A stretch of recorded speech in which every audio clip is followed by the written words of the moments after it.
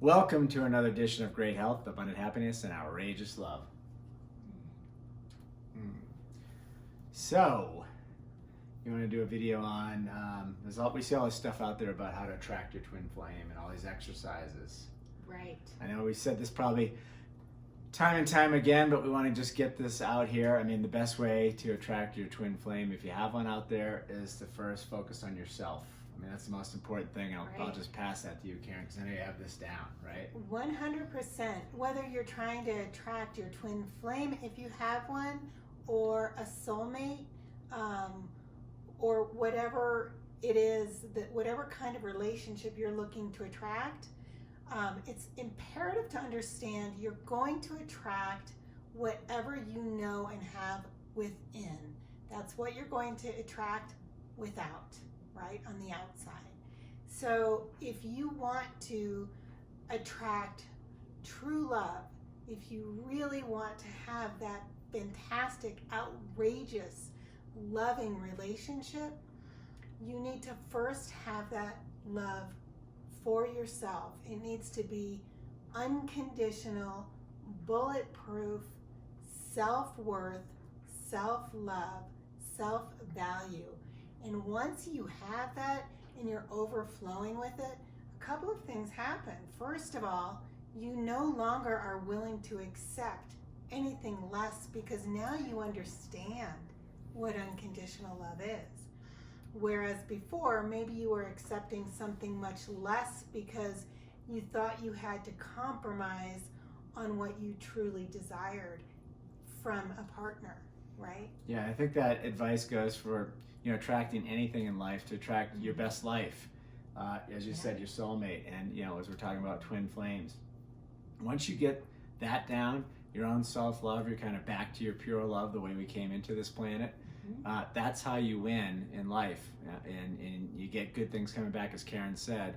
Whatever you have within is coming back into you. This is kind of what you're putting out. What you have within, you're putting out, and it boomerangs back to you. Right. So that's the law of attraction. Right, and it works, right. and it's a real thing. It's a scientific thing with energy. Like energy attracts like energy.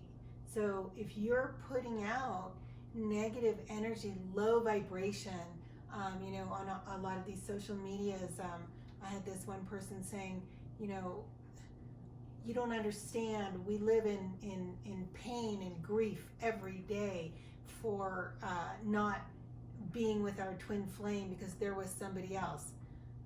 I completely understand what's going on there.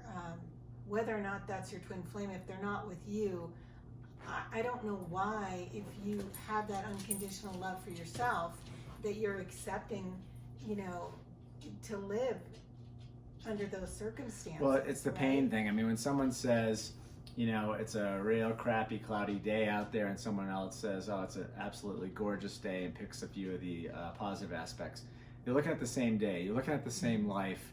A person that says, we're in a lot of pain, these are tough times right now, they're probably right. A person that says, it's such a great time to be alive, these are great times, they're probably right. I mean, they're definitely right. Both are definitely right. So it's like, it's an old, Ford, I think it was a Fordism. Henry Ford said, if you think you can, or you think you can't, you're right. Right. Which is great. Well, I love a lot of these old greats, and they have some of these sayings that kind of tie into everything we're talking about with the law of attraction. And even here we are talking about this esoteric video on twin flames. I guess our point here is, there's not really exercises you're going to do to attract your twin flame. When you get yourself on track with self-love and all of that, twin flames automatically attract each other. The definition, it's basically a soul that's split.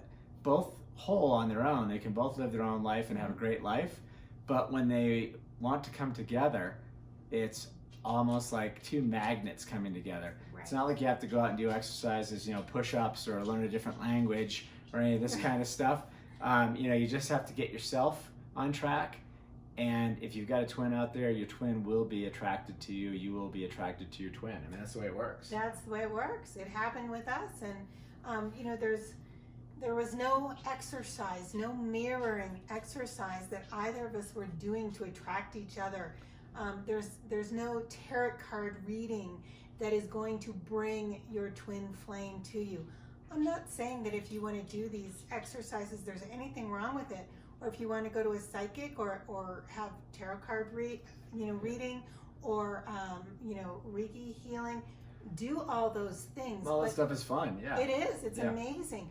But understand that attracting love is something that you can only do by knowing it and having that unconditional love for yourself.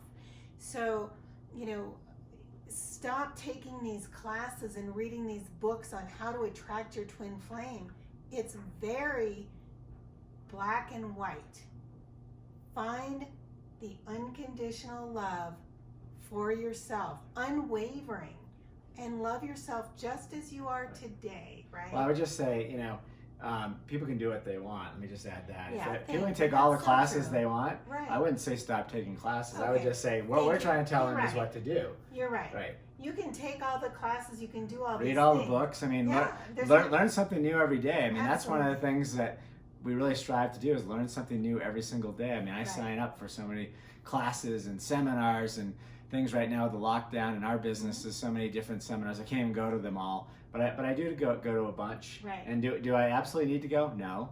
Right. I'm going to learn something new. I guess I don't want to Right. give the wrong advice to people. No, right? that's a great explanation. And when we go to these seminars, we always learn something. You walk away with a lot of things that really fit the bill, but you are also open to the universe to learn more or learn somebody else's perspective, because what we're seeing out there is some people that have the perspective of maybe one twin flame guru that they're following, and that twin flame is saying it's this way. And what we believe, because our experience is a lot of different things that are out there. We sort of are a combination of a lot of different things out there. And I think it's really important for everyone to just open up your mind to know that once you have the unconditional inner self-love, you will know. I guarantee you will know when you meet the right person. And for all of these people that are vibrating at a very low vibration, that's because you don't have the overflowing self-confidence, self-worth, and self-love. And so your vibration, if you're in pain, which is grief, you are very, very low, and that's what you're attracting back in. So again, that's a choice. We did a video on that the other day. Absolutely. That's the beauty about this life, this life we have here on this planet. Right. We've been gifted the freedom of choice. You get to choose every moment which way you want to go. High vibration, low vibration. Take a right or take a left, right? I mean, that's just the way it is. It's like flipping a light switch. Yeah, it really is. And I can tell you, I've been in both places. Before I dated Jeffrey, I was in a relationship that, with a soulmate, that was very different than this relationship. And maybe if I had read some of this running and chasing that's out there, I may have thought, oh, wow, I'm supposed to make this work, because there's a lot of running and chasing. Jeffrey and I do not believe that the twin flame relationship involves any running and chasing. Why would you run from your twin flame, or why would you have to chase? Well, that's a good point. So there's billions of people on this planet. So you could have relationships with billions of people, and there's a lot of great people out there, a lot of great relationships. It's just they're just not your twin.